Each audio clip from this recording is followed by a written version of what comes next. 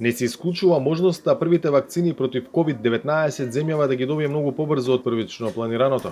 Министерството за здравство вчера било писмено информирано дека одреден број дози преку ковакс механизмот е можно да стигнат на крајот на јануари или на почетокот на февруари.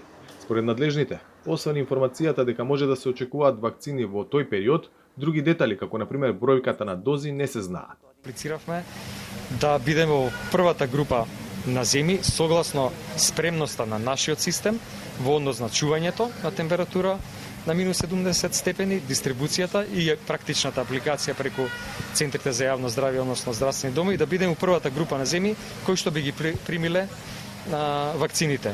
Дедлајнот за апликација е 18 јануари, тогаш сите земји кои што според евалуацијата на Светска здравствена организација се спремни, може да аплицираат и после останува да видиме кога точно би пристигнала пратката. Според нивното писмо станува збор за Фајзеровата вакцина, а следна која што доаѓа предвид е вакцината на AstraZeneca. Планот на здравствените власти е Северна Македонија преку трите опции, ковакс механизмот, директни договори со производителите и помош од земјите членки на Унијата да обезбеди околу 2,4 милиони дози што се доволни за вакцинирање и ревакцинирање на 1,2 милиони граѓани. Тоа изнесува 60% од населението и според Филипче е доволно за постигнување колективен имунитет.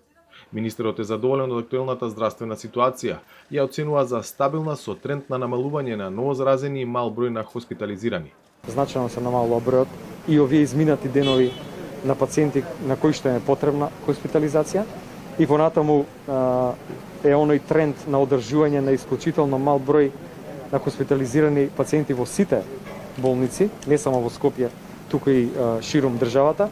Верувам дека ќе остане вака, верувам дека овие прекршувања на мерките навистина не беа чести. Очекува дека во наредниот период ваквата ситуација ќе се задржи. Уверува дека имаат доволен број болнички кревети и доволен број медицински персонал за третман на пациенти. Иако состојбата е позитивна, до 21 јануари ќе останат на сила рестриктивните мерки во однос на работата на угостителските објекти до 18 часот. Што ќе следи потоа и дали ќе има зголемување на работното време, ќе зависи од ситуацијата на терен. За Гласот на Америка, од Скопје, Владимир Мирчевски.